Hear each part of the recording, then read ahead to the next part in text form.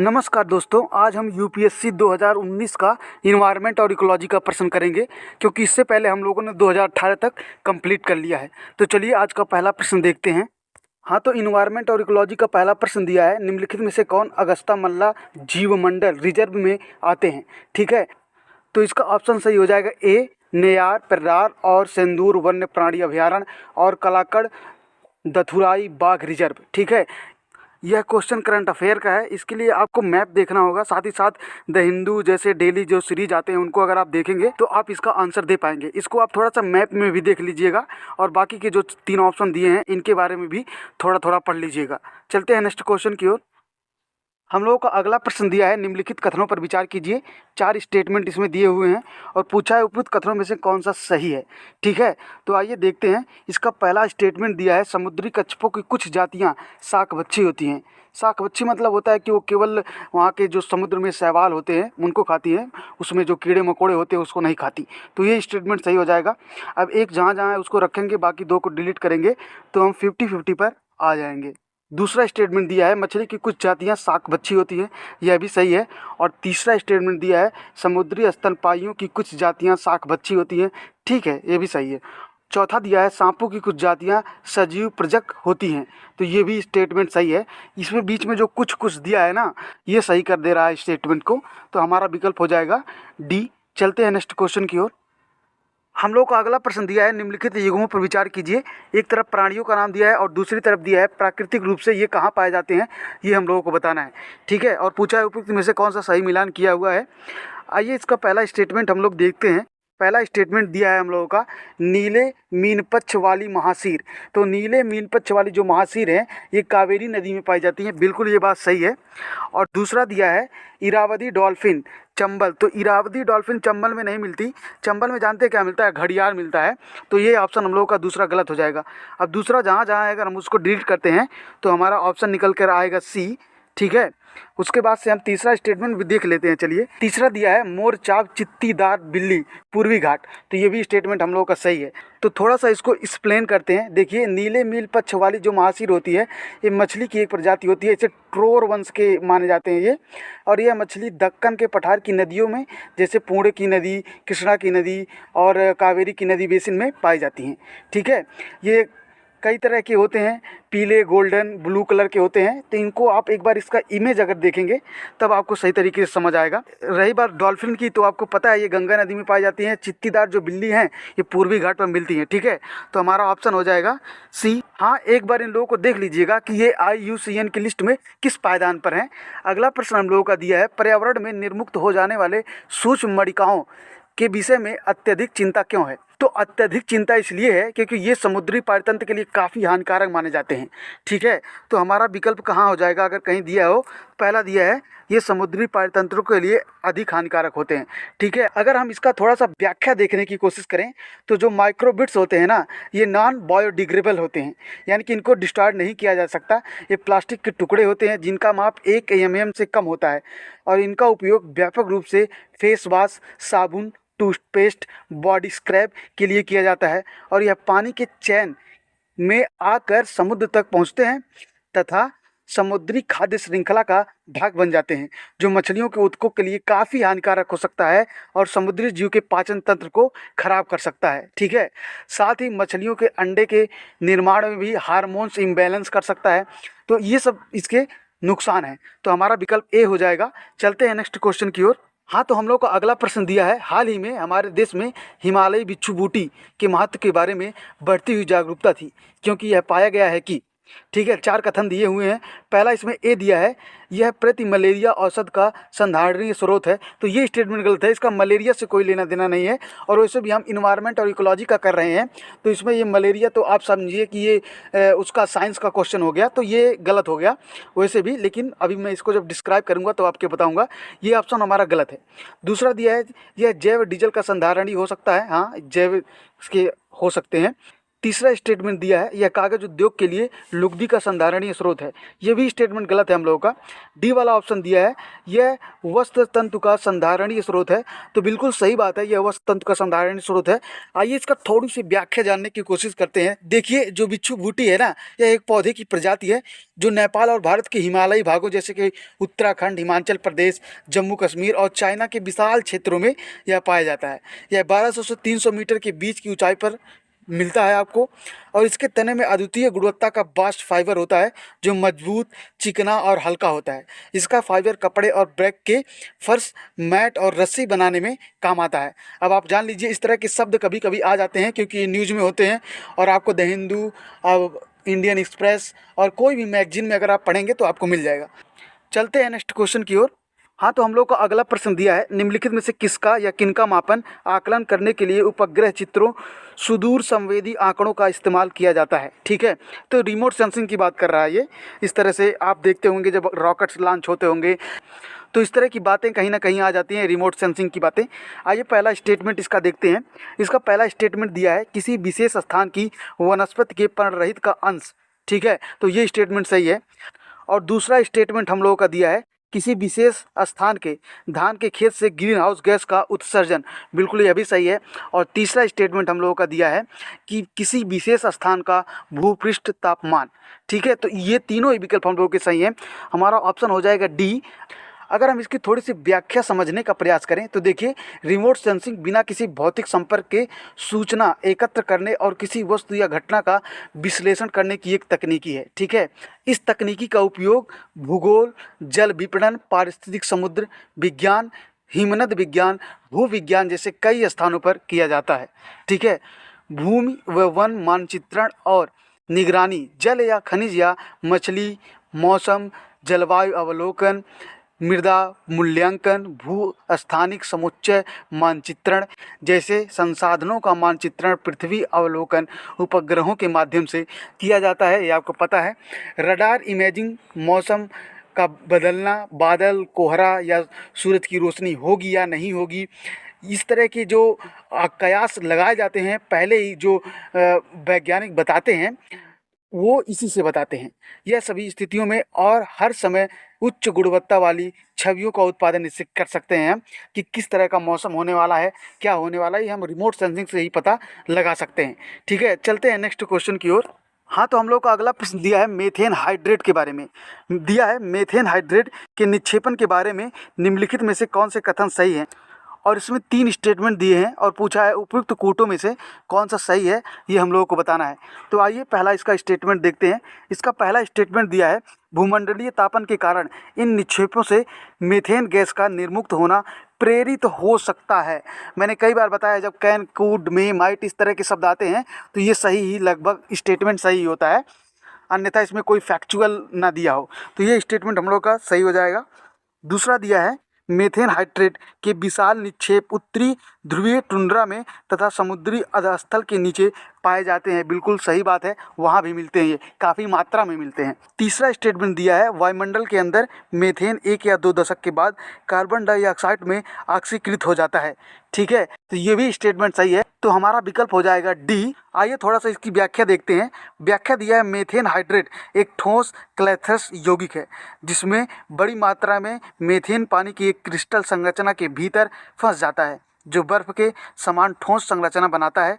Methane hydrate तब बनता है जब महासागरों में उच्च दबाव और कम तापमान पर हाइड्रोजन बंधित पानी और मेथेन गैस संपर्क में आते हैं। ठीक है, हाइड्रोजन बंधित पानी मतलब आप समझिए कि पानी में क्या होता है, H2O होता है, उसमें हाइड्रोजन के जब अणु मिल जाते हैं तो उसी को बोलते हैं हाइड्रोजन बंधित पानी। ठीक है, चलते हैं नेक्स्ट क्वेश्चन की ओर। हाँ, तो हम लोग का अगला प्रश्न दिया है, निम्नलिखित कथनों पर विचार कीजिए। और पूछा है, फसल जैव मात्रा के अवशेषों के दहन के कारण वायुमंडल में उपर्युक्त में से कौन से निर्मुक्त होते हैं। ठीक है, इससे पहले भी हम लोग देख चुके हैं वायुमंडल के बारे में और एयर क्वालिटी इंडेक्स के बारे में, तो ये सब क्वेश्चन हमेशा बनते रहते हैं यहाँ से। आइए देखते हैं इसका। पहला स्टेटमेंट दिया है कार्बन मोनोऑक्साइड, दूसरा दिया है मीथेन, तीसरा दिया है ओजोन और चौथा दिया है सल्फर डाइऑक्साइड। तो मीथेन के बारे में तो अभी हमने देखा, ये सही है। कार्बन मोनोऑक्साइड भी वायुमंडल में होता है, ओजोन भी होता है और सल्फर डाइऑक्साइड भी, सब होते हैं। तो हमारा विकल्प हो जाएगा डी। चलते हैं नेक्स्ट क्वेश्चन की ओर। हाँ, तो हम लोग को अगला प्रश्न दिया है, भारत में कार्बोफ्यूरेन, मेथिल पैराथियान, फोरेट और ट्राईएजोफास के इस्तेमाल को अंशका से देखा जा सकता है। ये रासायनिक किस रूप में इस्तेमाल होते हैं? तो आप देख रहे होंगे कि यहाँ पर फोरेट लिखा है। इससे आप पता लगा सकते हैं कि इसका उपयोग हम लोग कृषि में कीटनाशक के रूप में करते हैं। जो खेती करते हैं उनको तो पता ही है। तो हमारा ऑप्शन हो जाएगा ए। चलते हैं नेक्स्ट क्वेश्चन की ओर।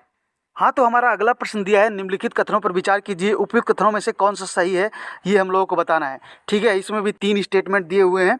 आइए पहला स्टेटमेंट इसका देखते हैं। इसका पहला स्टेटमेंट दिया है, रामसर सम्मेलन के अनुसार भारत के राज्य क्षेत्र में सभी आर्द्र भूमियों को बचाना और संरक्षित करना भारत सरकार के लिए अधिदेशात्मक है।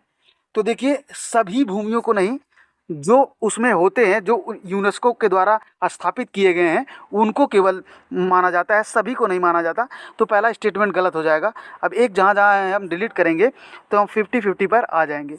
ठीक है, अगला स्टेटमेंट हम लोगों का दिया है, आर्द्र भूमि संरक्षण और प्रबंधन नियम 2010 भारत सरकार ने रामसर सम्मेलन की संस्तुतियों के आधार पर बनाए थे। तो ये स्टेटमेंट गलत है। क्यों गलत है? क्योंकि पर्यावरण वन मंत्रालय ने यह सुनिश्चित किया था कि नियमों को अधिसूचित करना है, किस तरह से करना है, ये पर्यावरण एवं वन मंत्रालय देखता है। तो ये स्टेटमेंट गलत हो जाएगा। 2 स्टेटमेंट हम लोग के गलत हैं। तो हमारा ऑप्शन अब तो आप लोगों को दिख ही रहा होगा कि सी हो जाएगा, लेकिन आइए एक बार थोड़ा सा सी भी पढ़ लेते हैं। तीसरा दिया है, आर्द्र भूमि संरक्षण और प्रबंधन नियम 2010 आर्द्र भूमियों के अफवाह क्षेत्र या जल ग्रहण क्षेत्रों को भी सम्मिलित करते हैं, जैसा कि प्राधिकार द्वारा निर्धारित किया गया है। ठीक है, तो हमारा तीसरा ऑप्शन सही होगा। आइए थोड़ा सा रामसर साइट्स के बारे में पढ़ लेते हैं। देखिए, रामसर साइट्स रामसर कन्वेंशन के तहत अंतर्राष्ट्रीय महत्व की एक आर्द्र भूमि है, जिसे वर्ष 1971 में यूनेस्को द्वारा स्थापित एक अंतर सरकारी पर्यावरण संधि वेटलैंड्स पर कन्वेंशन के रूप में जाना जाता है। ठीक है, रामसर सम्मेलन के अनुसार भारत के राज्य क्षेत्र में सभी आर्द्र भूमियों को बचाना और संरक्षित रखना भारत सरकार के लिए अधिदेशात्मक नहीं है। रामसर सम्मेलन के खंड 4 में यह उल्लिखित है कि कोई राष्ट्र अपने राष्ट्र हित के लिए किसी आर्द्र भूमि को नष्ट नहीं कर सकता, परंतु जहाँ तक संभव हो सके तो उसे टाला जाए या पक्षियों के लिए नए स्थल का इंतजाम किया जाए। तो पहला स्टेटमेंट तो गलत हो जाएगा, हम लोगों ने गलत कर भी दिया है। आर्द्र भूमि संरक्षण और प्रबंधन अधिनियम 2010 पर्यावरण एवं वन मंत्रालय ने यह सुनिश्चित किया था कि वही नियम बनाएंगे किस तरह से क्या करना है, कि आर्द्र भूमि का संरक्षण कैसे किया जाए। तो ये भी स्टेटमेंट गलत हो जाएगा क्योंकि इसमें कुछ अलग ही दिया था। तो हमारा दूसरा स्टेटमेंट भी गलत है। नियम उन गतिविधियों को निर्दिष्ट करते हैं जो आर्द्र भूमि के लिए हानिकारक हैं, जैसे कि औद्योगिकीकरण, निर्माण, अनुपचारित कचरे का डंपिंग करना और सुधार, और इन गतिविधियों को आर्द्र भूमि में प्रतिबंधित करना। आर्द्र भूमि संरक्षण अधिनियम 2010 आर्द्र भूमियों के अफवाह क्षेत्र या जल ग्रहण क्षेत्र को भी सम्मिलित करते हैं, जैसा कि प्राधिकार द्वारा निर्धारित किया गया है। ठीक है, तो तीसरा स्टेटमेंट सही है। चलते हैं नेक्स्ट क्वेश्चन की ओर। हम लोगों को अगला प्रश्न दिया है, सार्वजनिक परिवहन में बसों के लिए ईंधन के रूप में हाइड्रोजन संवर्धित सीएनजी यानी कि एचसीएनजी की बात कर रहा है, का इस्तेमाल करने के प्रस्ताव के संदर्भ में निम्नलिखित कथनों पर विचार कीजिए। ठीक है, इसमें 4 स्टेटमेंट दिए हैं और पूछा है उपयुक्त कथनों में से कौन सा सही होगा, ये हम लोगों को बताना है। और इस क्वेश्चन से आपको यह भी पता लगेगा कि कैसे कहीं कहीं एलिमिनेशन मेथड के साथ साथ अगर हम थोड़ा सा लॉजिक लगाएं तो आंसर अपने आप निकल कर आता है। तो आइए इसका पहला स्टेटमेंट देखते हैं। इसका पहला स्टेटमेंट दिया है, एचसीएनजी के इस्तेमाल का मुख्य लाभ कार्बन मोनोऑक्साइड के उत्सर्जन का विलोपन है। तो विलोपन तो कतई नहीं हो सकता, क्योंकि कोई भी टेक्नोलॉजी पूरी तरह से 100% दक्षता नहीं होती किसी भी टेक्नोलॉजी की, तो वो उसको कम कर सकता है, पूरी तरह से विलोपित तो नहीं कर सकता। तो पहला स्टेटमेंट गलत हो जाएगा। जैसे ही हमारा पहला स्टेटमेंट गलत होगा वैसे ही हमारा विकल्प ए और विकल्प डी गलत हो जाएगा। आपको दिखाई नहीं दे रहा होगा क्योंकि यहाँ पर थोड़ा सा स्क्रीन की प्रॉब्लम है, लेकिन आप देखिए कि ए में केवल एक विकल्प दिया है और डी में 1 2 3 4 दिया है। तो जहाँ जहाँ एक है हम अगर डिलीट करेंगे तो हमारा 2 ऑप्शन डिलीट हो जाएगा, हम 50-50 पर आ जाएंगे। ठीक है, अब दूसरा स्टेटमेंट हम लोगों का दिया है कि ईंधन के रूप में एचसीएनजी कार्बन डाइऑक्साइड और हाइड्रोजन कार्बन उत्सर्जन को कम करती है। देखिए इसमें साफ साफ लिख दिया कम करती है, तो बिल्कुल सही बात है, इसका यही उद्देश्य ही है, इसीलिए इसे लाए जाने की बात चल रही है। ठीक है, तो ये सही है। तीसरा स्टेटमेंट देखते हैं। तीसरा स्टेटमेंट दिया है, बसों के लिए ईंधन के रूप में एचसीएनजी के साथ हाइड्रोजन को आयतन के आधार पर 5वें हिस्से तक मिलाया जा सकता है। ठीक है, 5वें हिस्से तक मिलाया जा सकता है। और चौथा हम लोगों का विकल्प दिया है कि सीएनजी की अपेक्षा सीएनजी को कम खर्चीला बनाती है। तो ये स्टेटमेंट गलत है, क्योंकि आप थोड़ा सा लॉजिक लगाइए कि अगर कोई भी नई टेक्नोलॉजी आती है तो वो कैसे तुरंत सस्ता हो जाएगी। जैसे आप एग्जाम्पल के रूप में इलेक्ट्रिक कार को ले लीजिए, आजकल जो पेट्रोल कारें हैं वो सस्ती हैं कंपेयर टू इलेक्ट्रिक कारें। तो उसी तरह से जब नई टेक्नोलॉजी आएगी तो शुरुआती दिनों में तो महंगी ही होगी। तो हमारा चौथा स्टेटमेंट गलत हो जाएगा। तो ऐसे में हमारा विकल्प सही हो जाएगा बी। ठीक है, चलते हैं नेक्स्ट क्वेश्चन की ओर। हाँ, तो हम लोग को अगला प्रश्न दिया है, निम्नलिखित कथनों पर विचार कीजिए। पर्यावरण संरक्षण अधिनियम 1986 भारत सरकार को सशक्त करती है कि भारत सरकार के पास क्या शक्तियाँ हैं। ठीक है, 2 स्टेटमेंट दिए हुए हैं और पूछा है कौन सा कथन सही है। आइए इसका पहला स्टेटमेंट देखते हैं। पहला स्टेटमेंट दिया है वह है पर्यावरणीय संरक्षण की प्रक्रिया में लोक सहभागिता की आवश्यकता का और इसे हासिल करने की प्रक्रिया और रीति का विवरण देता है। तो ये स्टेटमेंट गलत है, क्योंकि पर्यावरण संरक्षण अधिनियम 1986 पर्यावरण सुरक्षा की दीर्घकालिक आवश्यकताओं के अध्ययन, योजना तथा क्रियान्वयन में ढांचा स्थापित करने और पर्यावरण में खतरे वाली स्थितियों के त्वरित और पर्याप्त प्रतिक्रिया की प्रणाली को निर्धारित करता है। ऐसा नहीं है कि वह यह बताएगा कि लोक सहभागिता कैसे बढ़े। ठीक है, तो पहला स्टेटमेंट तो हम लोगों का गलत हो जाएगा। तो ऐसे में हमारा ये स्टेटमेंट कट गया, क्योंकि इसमें एक है और ये स्टेटमेंट कट गया। हम लोग 50-50 पर आ चुके हैं।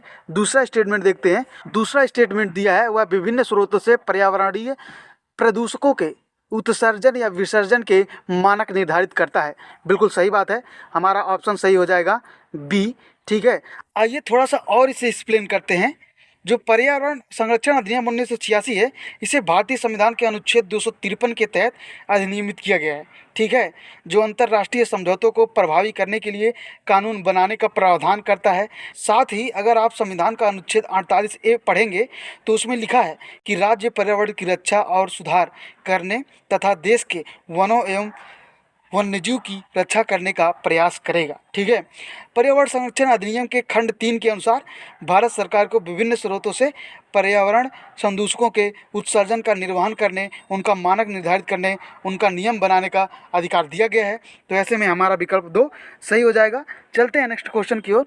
हम लोग को अगला प्रश्न दिया है, भारत में ठोस अपशिष्ट प्रबंधन नियम 2016 के अनुसार निम्नलिखित में से कौन सा एक कथन सही है। ए ऑप्शन दिया है अपशिष्ट उत्पादकों को 5 कोटियों में अपशिष्ट अलग अलग करने होंगे। ये स्टेटमेंट गलत है, इसमें पूरी तरह से फैक्चुअल भी है। 5 दिया है तो एग्जैक्ट कितना कोई याद रखेगा। दूसरा दिया है कि ये नियम केवल अधिसूचित नगरीय स्थानीय निकायों, अधिसूचित नगरों तथा सभी प्रौद्योगिक नगरों पर ही लागू होंगे। तो ये स्टेटमेंट गलत है, केवल भी आ गया इसमें और काफ़ी इसमें फैक्चुअल। ठीक है, और सी वाला ऑप्शन हम लोगों का दिया है कि इन नियमों में अपशिष्ट भराव स्थलों तथा अपशिष्ट प्रसंस्करण सुविधाओं के लिए सटीक और ब्यौरेवार मानदंड उपबंधित हैं। तो ठीक है, यही इसका उद्देश्य ही है। आप थोड़ा सा ठोस प्रबंधन अधिनियम 2016 के बारे में पढ़ लीजिएगा, हम लोगों का आंसर हो जाएगा सी। चलते हैं नेक्स्ट क्वेश्चन की ओर। हाँ, तो हम लोग को अगला प्रश्न दिया है और यह इन्वायरमेंट और इकोलॉजी का 2019 का लास्ट प्रश्न भी होगा। दिया है भारत में निम्नलिखित में से किसमें एक महत्वपूर्ण विशेषता के रूप में विस्तारित उत्पादक दायित्व आरंभ किया गया था। ठीक है, 4 विकल्प दिए हैं। पहला विकल्प दिया है जैव चिकित्सा अपशिष्ट प्रबंधन और हस्तन नियम 1998। तो विस्तारित उत्पाद दायित्व इसके अंतर्गत नहीं आता, तो ये स्टेटमेंट हम लोगों का गलत हो जाएगा। बी वाला दिया है पुनर्चक्रित प्लास्टिक नियम 1999, तो ये भी गलत हो जाएगा। ठीक है, तीसरा दिया है ई अपशिष्ट प्रबंधन और नियम 2011, ये सही हो जाएगा क्योंकि ई अपशिष्ट की बात इसमें कर ही रहा था। तो हमारा विकल्प हो जाएगा सी। अब थोड़ा थोड़ा इन चारों के बारे में पढ़ लीजिएगा। चौथा दिया है खाद्य सुरक्षा और मानक नियम 2011, थोड़ा थोड़ा चारों के बारे में पढ़िएगा, लेकिन हम ई अपशिष्ट प्रबंधन और हस्तन नियम 2011 को थोड़ा सा एक्सप्लेन करते हैं। देखिए, विस्तारित निर्माता दायित्व यानी कि EPR एक नीतिगत दृष्टिकोण है जिसके तहत उत्पादकों को उपभोक्ता के बाद के उत्पादों के उपचार या निपटान के लिए एक महत्वपूर्ण जिम्मेदारी वित्तीय और भौतिक दी जाती है। इस तरह की जिम्मेदारी सौंपने से स्रोत पर कचरे को रोकने, पर्यावरण के लिए उत्पादन डिजाइन को बढ़ावा देने और सार्वजनिक रिसाइकलिंग और सामग्री प्रबंधन लक्ष्यों की उपलब्धि का समर्थन करने के लिए सैद्धांतिक रूप से प्रोत्साहन मिलता है। ठीक है, भारत में पहली बार 2011 में plastic waste management and handling rule 2011 और e waste management and handling rule 2011 के तहत EPR पेश किया गया था। ठीक है, इस तरह के अधिनियम के बारे में यूपीएससी लगभग हर साल एक क्वेश्चन पूछता है। तो इसमें जो चारों दिए गए हैं, आप इन विकल्प के बारे में, चारों के बारे में थोड़ा थोड़ा पढ़ लीजिएगा। ठीक है, तो दोस्तों आज हम लोगों ने यूपीएससी 2019 का इन्वायरमेंट और इकोलॉजी का सारा प्रश्न कर लिया। अब हम कल यूपीएससी 2020 का इन्वायरमेंट और इकोलॉजी का प्रश्न करेंगे। तो अगर यह सीरीज आपको पसंद आ रही है तो please do like the video और ज़्यादा से ज़्यादा लोगों के साथ शेयर कीजिए, ताकि उनको भी यह पता चले कि यूपीएससी के PYQ को हम कैसे सॉल्व कर सकते हैं, ताकि आने वाले एग्जाम में इसका लाभ हम ले सकें। और प्लीज़ सब्सक्राइब द चैनल, ताकि जो भी नोटिफिकेशन आए, जो भी नया वीडियो आए, वो आपको तुरंत मिल जाए। Thank you so much for watching this lecture.